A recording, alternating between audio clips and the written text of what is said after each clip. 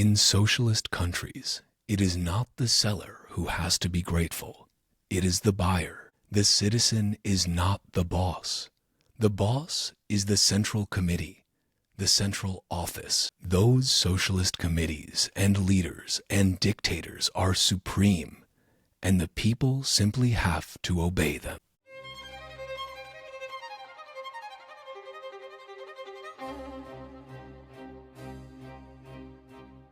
Greetings and salutations, my fellow plebs. My name is Walker, and this is the Bitcoin Podcast. The Bitcoin time chain is 840715, and the value of one Bitcoin is still one Bitcoin. Today's episode is Austrian Audible.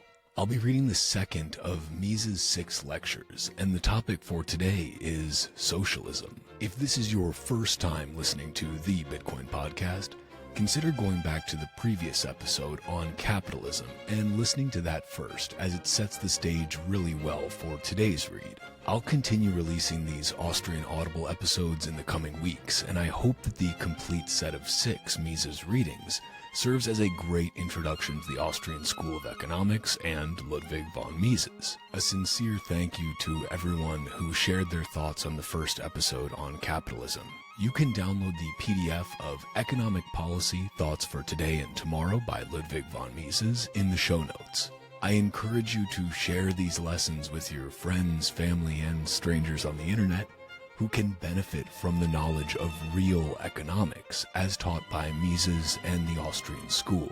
You can find the links to watch or listen to this show on all platforms by going to bitcoinpodcast.net or via the links in the show notes.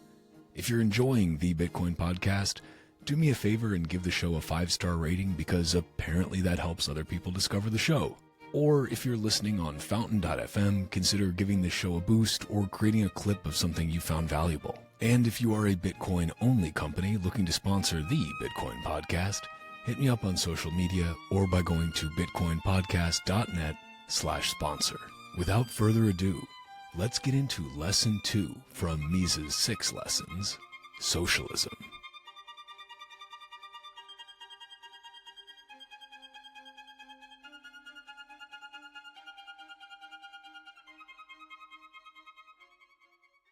Economic Policy, Thoughts for Today and Tomorrow by Ludwig von Mises. Second lecture, Socialism. I am here in Buenos Aires as a guest of the Centro de Difusión Economía Libre. What is Economía Libre? What does this system of economic freedom mean? The answer is simple. It is the market economy. It is the system in which the cooperation of individuals in the social division of labor is achieved by the market. This market is not a place. It is a process. It is the way in which, by selling and buying, by producing and consuming, the individuals contribute to the total workings of society. In dealing with this system of economic organization, the market economy, we employ the term economic freedom. Very often, people misunderstand what it means, believing that economic freedom is something quite apart from other freedoms, and that these other freedoms, which they hold to be more important, can be preserved even in the absence of economic freedom. The meaning of economic freedom is this: that the individual is in a position to choose the way in which he wants to integrate himself into the totality of society. The individual is able to choose his career.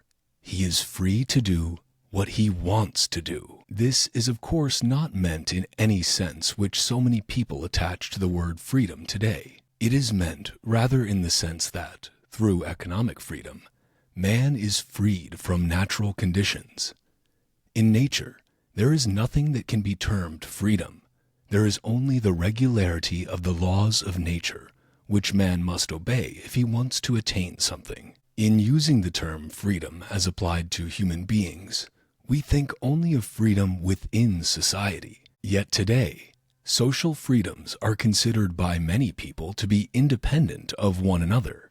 Those who call themselves liberals today are asking for policies which are precisely the opposite of those policies which the liberals of the 19th century advocated in their liberal programs. The so-called liberals of today have the very popular idea that freedom of speech, of thought, of the press, freedom of religion, freedom from imprisonment without trial, that all these freedoms can be preserved in the absence of what is called economic freedom. They do not realize that in a system where there is no market, where the government directs everything, all those other freedoms are illusory, even if they are made into laws and written up in constitutions. Let us take one freedom, the freedom of the press.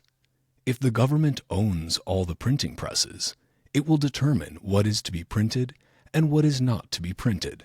And if the government owns all the printing presses and determines what shall or shall not be printed, then the possibility of printing any kind of opposing arguments against the ideas of the government becomes practically non-existent. Freedom of the press disappears, and it is the same with all the other freedoms. In a market economy, the individual has the freedom to choose whatever career he wishes to pursue, to choose his own way of integrating himself into society. But in a socialist system, that is not so. His career is decided by decree of government. The government can order people whom it dislikes, whom it does not want to live in certain regions, to move into other regions and to other places. And the government is always in a position to justify and explain such procedure by declaring that the governmental plan requires the presence of this eminent citizen 5,000 miles away from the place in which he could be disagreeable to those in power. It is true that the freedom a man may have in a market economy is not a perfect freedom from the metaphysical point of view, but there is no such thing as perfect freedom. Freedom means something only within the framework of society. The 18th century authors of natural law, above all Jean-Jacques Rousseau, believed that once, in the remote past, men enjoyed something called natural freedom. But in that remote age, individuals were not free. They were at the mercy of everyone who was stronger than they were. The famous words of Rousseau, "Man is born free, and everywhere he is in chains," may sound good, but man is in fact not born free. Man is born a very weak suckling. Without the protection of his parents, without the protection given to his parents by society, he would not be able to preserve his life. Freedom in society means that a man depends as much upon other people as other people depend upon him. Society under the market economy, under the conditions of economia libre, means a state of affairs in which everybody serves his fellow citizens and is served by them in return. People believe that there are in the market economy bosses who are independent of the goodwill and support of other people. They believe the captains of industry, the businessmen, the entrepreneurs are the real bosses in the economic system.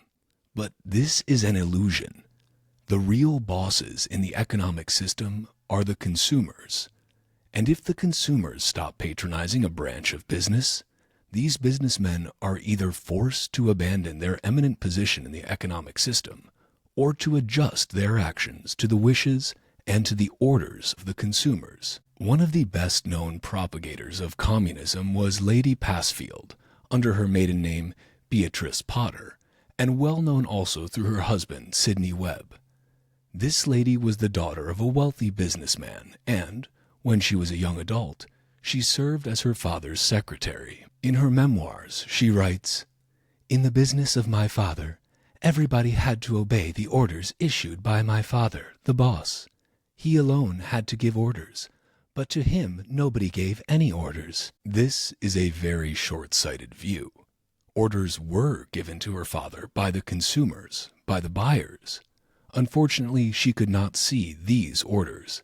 She could not see what goes on in a market economy, because she was interested only in the orders given within her father's office or in his factory. In all economic problems, we must bear in mind the words of the great French economist Frédéric Bastiat, who titled one of his brilliant essays, "Ce qu'on veut et ce qu'on ne veut pas," that which is seen and that which is not seen. In order to comprehend the operation of an economic system, we must deal not only with the things that can be seen, but we have also to give our attention to the things which cannot be perceived directly. For instance, an order issued by a boss to an office boy can be heard by everybody who is present in the room. What cannot be heard are the orders given to the boss by his customers. The fact is that, under the capitalistic system, the ultimate bosses are the consumers. The sovereign is not the state, it is the people. And the proof that they are the sovereign is borne out by the fact that they have the right to be foolish. This is the privilege of the sovereign. He has the right to make mistakes. No one can prevent him from making them, but of course he has to pay for his mistakes. If we say the consumer is supreme, or that the consumer is sovereign, we do not say that the consumer is free from faults, that the consumer is a man who always knows what would be best for him. The consumers very often buy things or consume things they ought not to buy or ought not to consume. But the notion that a capitalist form of government can prevent people from hurting themselves by controlling their consumption is false. The idea of government as a paternal authority, as a guardian for everybody, is the idea of those who favor socialism. In the United States some years ago, the government tried what was called a noble experiment. This noble experiment was a law making it illegal to buy or sell intoxicating beverages. It is certainly true that many people drink too much brandy and whiskey, and that they may hurt themselves by doing so.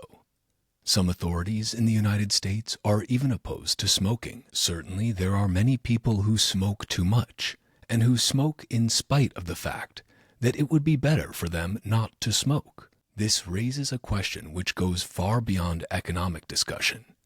It shows what freedom really means. Granted that it is good to keep people from hurting themselves by drinking or smoking too much. But once you have admitted this, other people will say, is the body everything? Is not the mind of man much more important?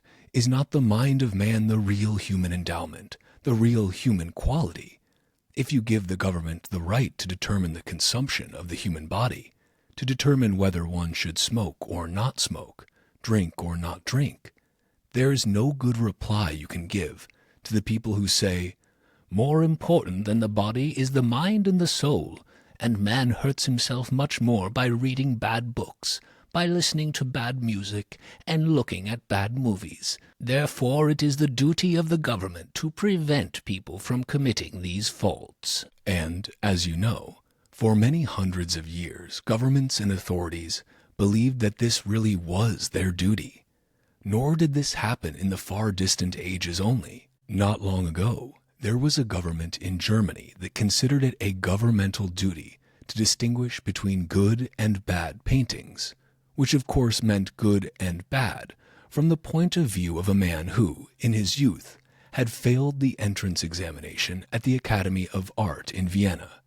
Good and bad from the point of view of a picture postcard painter, Adolf Hitler, and it became illegal for people to utter other views about art and paintings than this, the supreme Führer's. Once you begin to admit that it is the duty of the government to control your consumption of alcohol, what can you reply to those who say the control of books and ideas is much more important? Freedom really means the freedom to make mistakes. This we have to realize. We may be highly critical with regard to the way in which our fellow citizens are spending their money and living their lives. We may believe that what they are doing is absolutely foolish and bad. But in a free society, there are many ways for people to air their opinions on how their fellow citizens should change their ways of life. They can write books, they can write articles, they can make speeches, they can even preach at street corners if they want.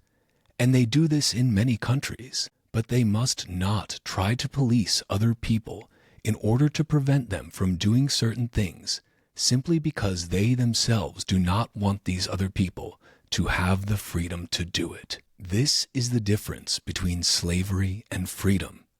The slave must do what his superior orders him to do, but the free citizen, and this is what freedom means, is in a position to choose his own way of life. Certainly, this capitalistic system can be abused and is abused by some people.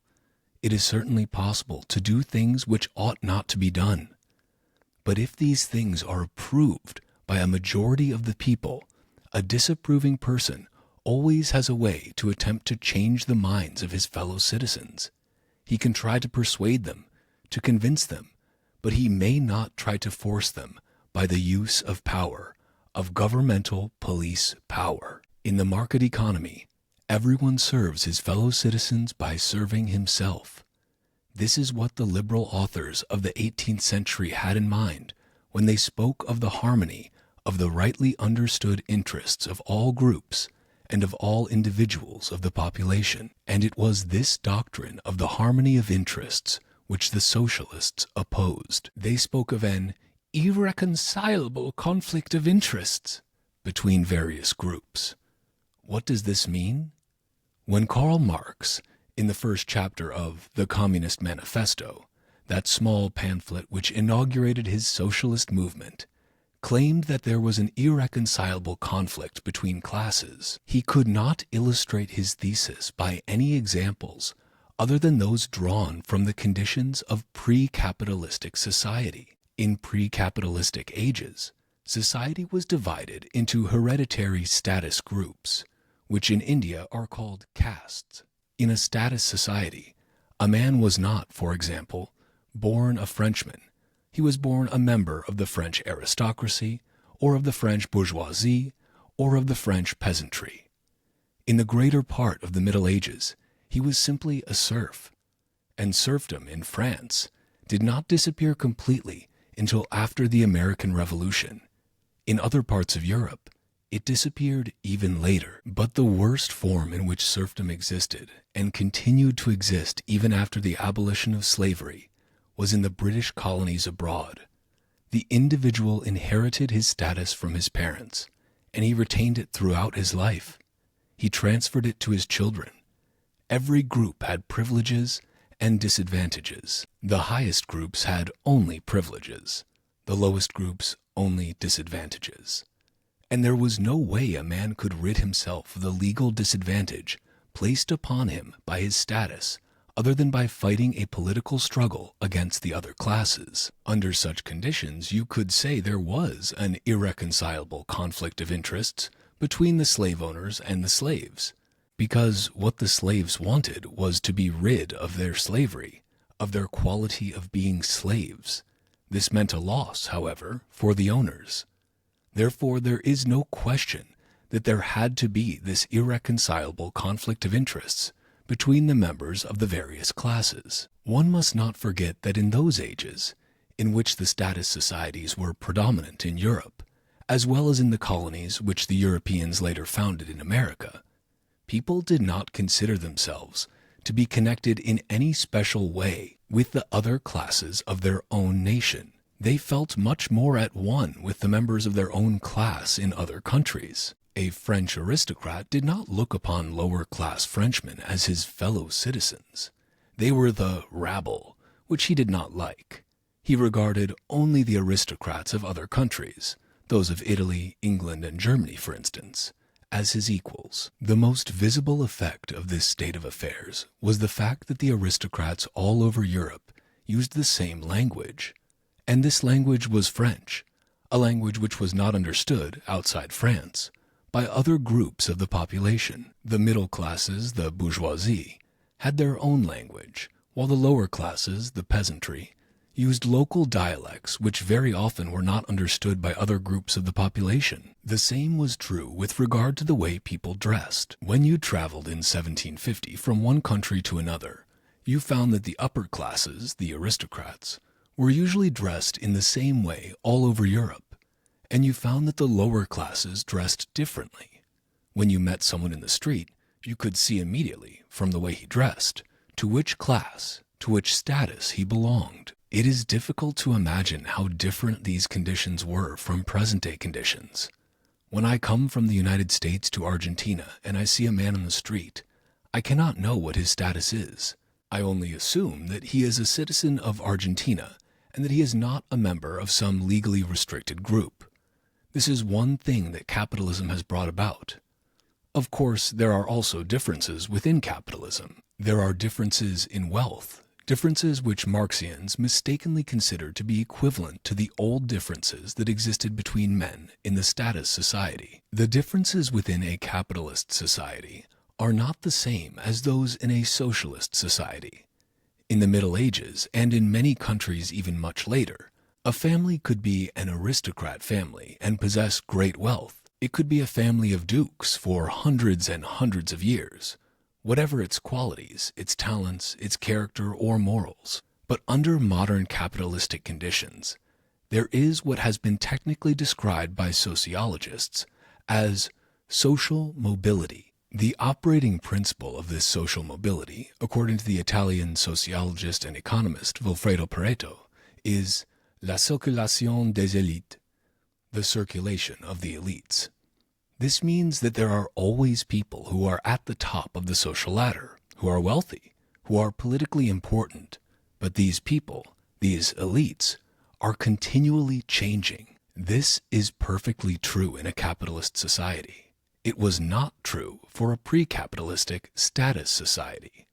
The families who were considered the great aristocratic families of Europe are still the same families today, or let us say, they are descendants of the families that were foremost in Europe 800 or 1,000 or more years ago. The Capetians of Bourbon, who for a long time ruled here in Argentina, were a royal house as early as the 10th century.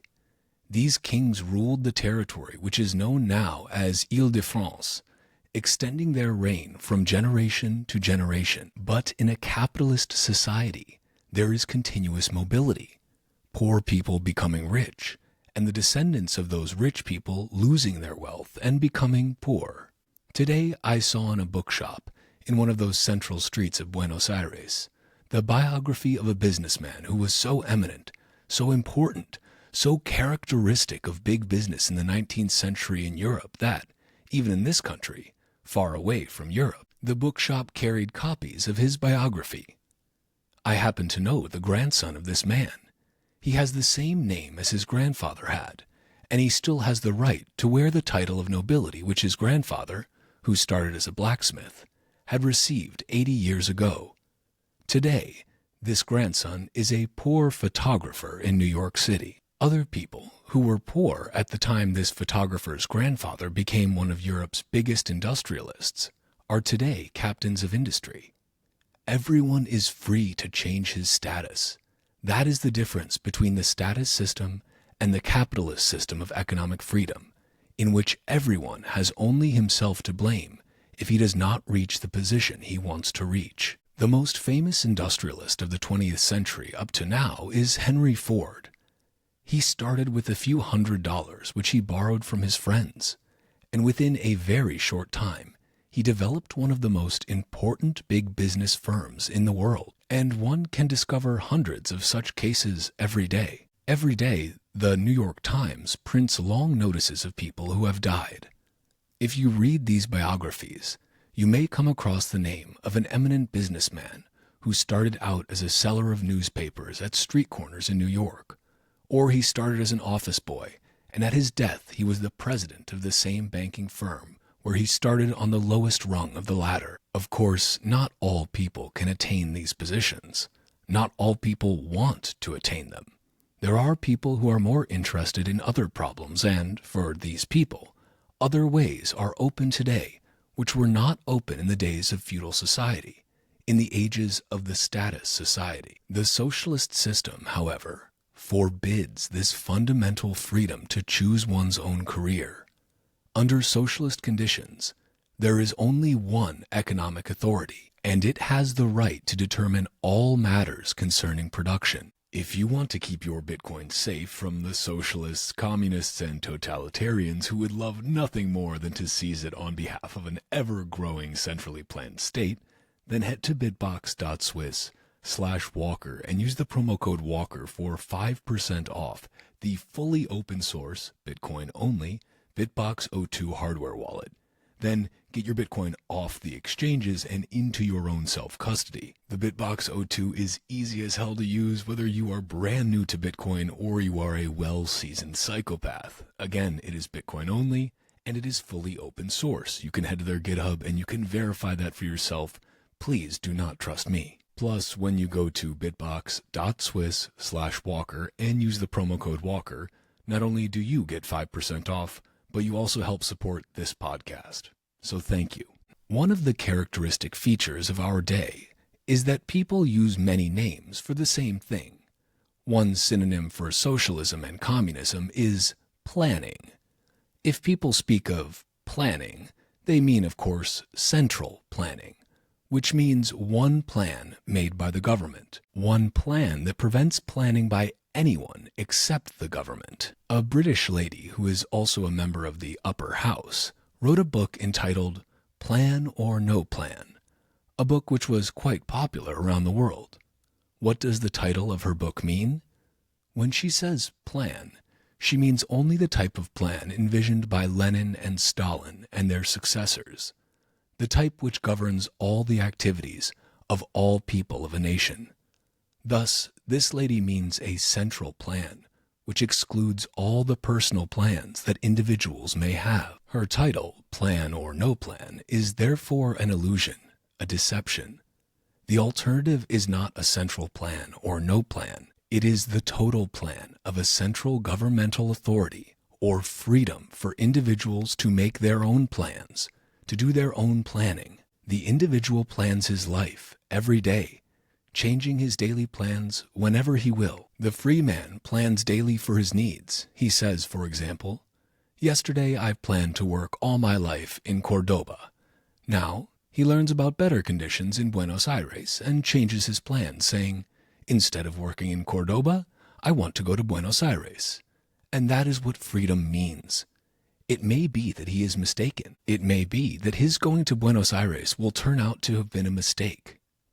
Conditions may have been better for him in Cordoba, but he himself made his plans. Under government planning, he is like a soldier in an army. The soldier in the army does not have the right to choose his garrison, to choose the place where he will serve. He has to obey orders. And the socialist system, as Karl Marx, Lenin, and all socialist leaders knew and admitted, is the transfer of army rule to the whole production system.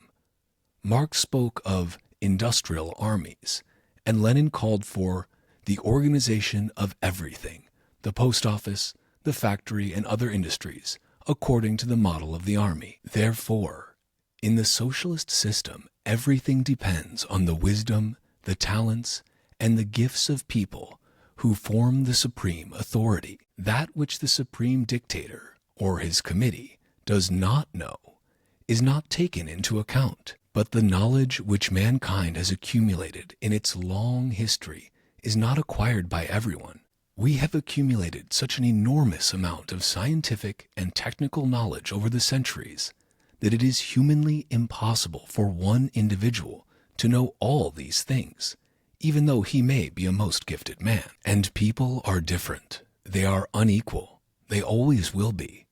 There are some people who are more gifted in one subject and less in another one. And there are people who have the gift to find new paths, to change the trend of knowledge. In capitalist societies, technological progress and economic progress are gained through such people. If a man has an idea, he will try to find a few people who are clever enough to realize the value of his idea. Some capitalists who dare to look into the future, who realize the possible consequences of such an idea, will start to put it to work. Other people, at first, may say they are fools, but they will stop saying so when they discover that this enterprise, which they called foolish, is flourishing, and that people are happy to buy its products. Under the Marxian system, on the other hand, the supreme government body must first be convinced of the value of such an idea before it can be pursued and developed. This can be a very difficult thing to do, for only the group of people at the head, or the supreme dictator himself, has the power to make decisions. And if these people, because of laziness or old age, or because they are not very bright and learned, are unable to grasp the importance of the new idea, then the new project will not be undertaken. We can think of examples from military history. Napoleon was certainly a genius in military affairs. He had one serious problem, however. His inability to solve that problem culminated, finally, in his defeat and exile to the loneliness of St. Helena. Napoleon's problem was how to conquer England. In order to do that, he needed a navy to cross the English Channel, and there were people who told him they had a way to accomplish that crossing, people who, in the age of sailing ships, had come up with a new idea of steamships. But Napoleon did not understand their proposal. Then there was Germany's Generalstab, the famous German General Staff. Before the First World War, it was universally considered to be unsurpassed in military wisdom. A similar reputation was held by the staff of General Foch in France. But neither the Germans nor the French, who under the leadership of General Foch later defeated the Germans, realized the importance of aviation for military purposes. The German General Staff said, "Aviation is merely for pleasure. Flying is good for idle people. From a military point of view, only the Zeppelins are important." And the French General Staff was of the same opinion. Later, during the period between World War I and World War II, there was a general in the United States who was convinced that aviation would be very important in the next war. But all other experts in the United States were against him. He could not convince them. If you have to convince a group of people who are not directly dependent on the solution of the problem, you will never succeed. This is true also of non-economic problems. There have been painters, poets, writers, composers who complained that the public did not acknowledge their work and caused them to remain poor.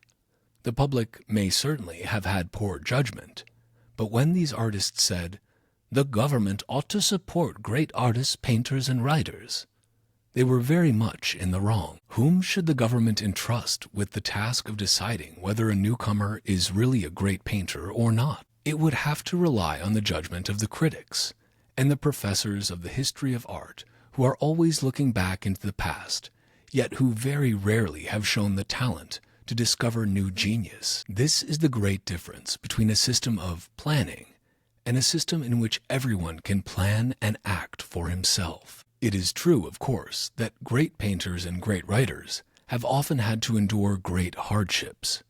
They might have succeeded in their art, but not always in getting money. Van Gogh was certainly a great painter. He had to suffer unbearable hardship, and finally, when he was 37 years old, he committed suicide. In all his life, he sold only one painting, and the buyer of it was his cousin. Apart from this one sale, he lived from the money of his brother, who was not an artist nor a painter. But Van Gogh's brother understood a painter's needs. Today, you cannot buy a Van Gogh for less than $100,000 or $200,000. Under a socialist system, Van Gogh's fate might have been different. Some government official would have asked some well-known painters, whom Van Gogh certainly would not have regarded as artists at all, whether this young man, half or completely crazy, was really a painter worthy to be supported. And they, without a doubt, would have answered, "No, he is not a painter. He is not an artist. He is just a man who wastes paint." And they would have sent him into a milk factory or into a home for the insane. Therefore, all this enthusiasm in favor of socialism by the rising generation of painters, poets, musicians, journalists, actors, is based on an illusion. I mention this because these groups are among the most fanatical supporters of the socialist idea. When it comes to choosing between socialism and capitalism as an economic system, the problem is somewhat different. The authors of socialism never suspected that modern industry and all the operations of modern businesses are based on calculation. Engineers are by no means the only ones who make plans on the basis of calculations. Businessmen also must do so. And businessmen's calculations are all based on the fact that, in the market economy, the money prices of goods inform not only the consumer, they also provide vital information to businessmen about the factors of production. The main function of the market being not merely to determine the cost of the last part of the process of production and transfer of goods to the hands of the consumer, but the cost of those steps leading up to it. The whole market system is bound up with the fact that there is a mentally calculated division of labor between the various businessmen who vie with each other in bidding for the factors of production, the raw materials, the machines, the instruments, and for the human factor of production, the wages paid to labor. This sort of calculation by the businessmen cannot be accomplished in the absence of prices supplied by the market. At the very instant you abolish the market, which is what the socialists would like to do, you render useless all the computations and calculations of the engineers and technologists. The technologists can give you a great number of projects which, from the point of view of the natural sciences, are equally feasible, but it takes the market-based calculations of the businessman to make clear which of those projects is the most advantageous from the economic point of view. The problem with which I am dealing here is the fundamental issue of capitalistic economic calculation as opposed to socialism. The fact is that economic calculation, and therefore all technological planning, is possible only if there are money prices, not only for consumer goods, but also for the factors of production. This means there has to be a market for raw materials, for all half-finished goods, for all tools and machines, and for all kinds of human labor and human services. When this fact was discovered, the socialists did not know how to respond. For 150 years they had said, "All the evils in the world come from the fact that there are markets and market prices. We want to abolish the market, and with it, of course, the market economy, and substitute for it a system without prices and without markets." They wanted to abolish what Marx called the commodity character of commodities and of labor. When faced with this new problem, the authors of socialism, having no answer, finally said, "We will not abolish the market altogether.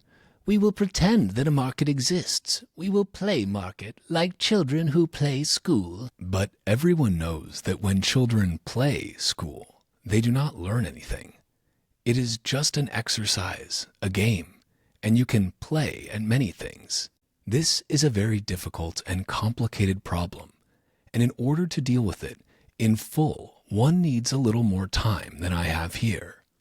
I have explained it in detail in my writings.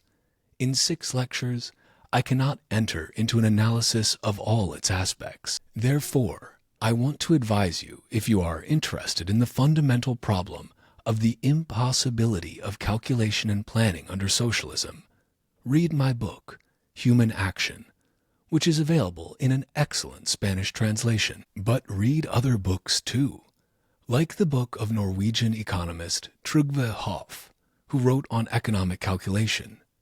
And if you do not want to be one-sided, I recommend that you read the highly regarded socialist book on this subject by the eminent Polish economist Oskar Lange, who at one time was a professor at an American university, then became a Polish ambassador, and later returned to Poland. You will probably ask me, what about Russia?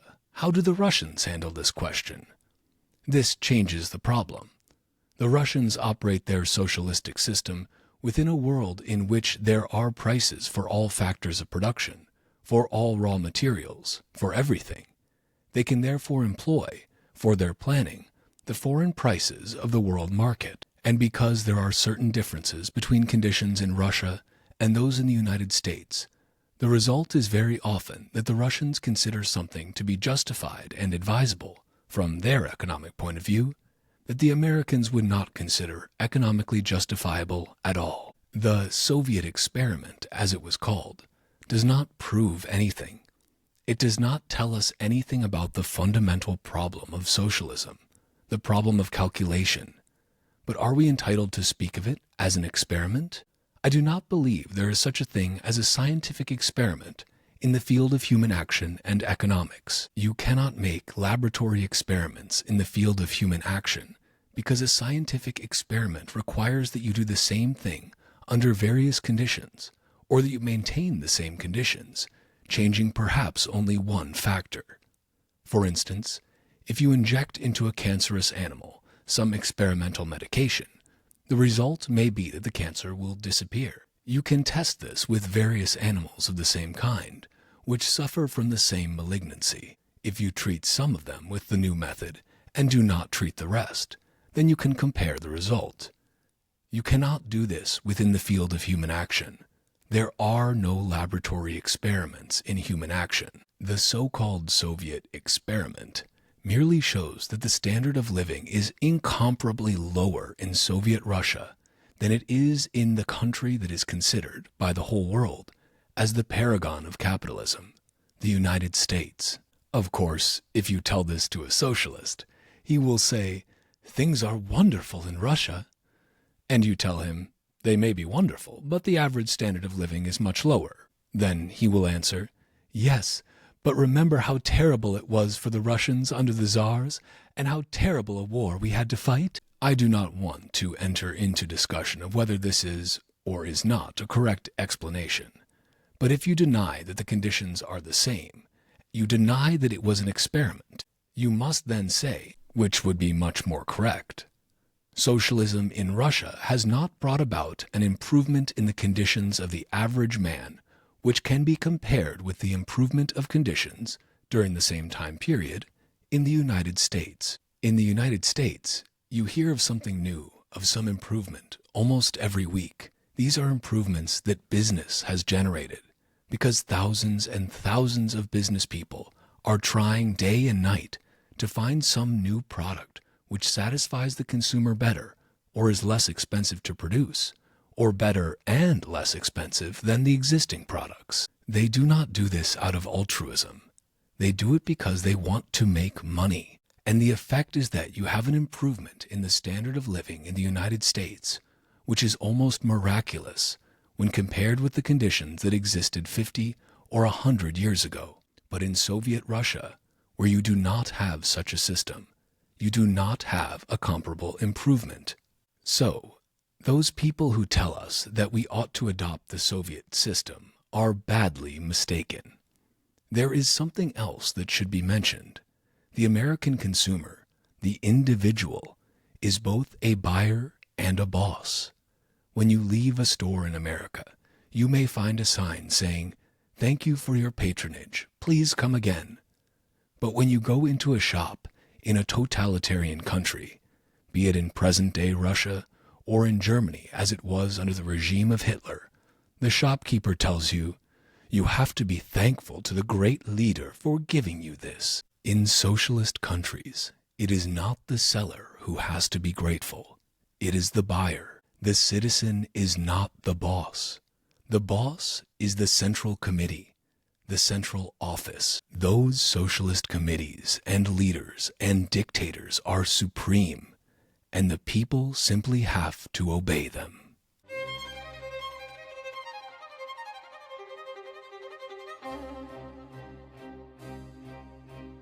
And that's a wrap on this Austrian Audible episode of the Bitcoin Podcast. If you're a Bitcoin-only company interested in sponsoring another fucking Bitcoin podcast, head to bitcoinpodcast.net/sponsor.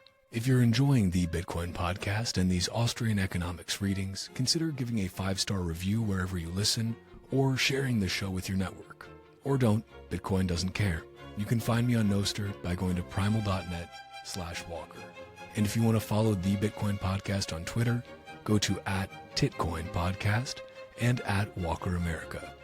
You can also find the video version of this show at youtube.com/@WalkerAmerica or @WalkerAmerica on Rumble.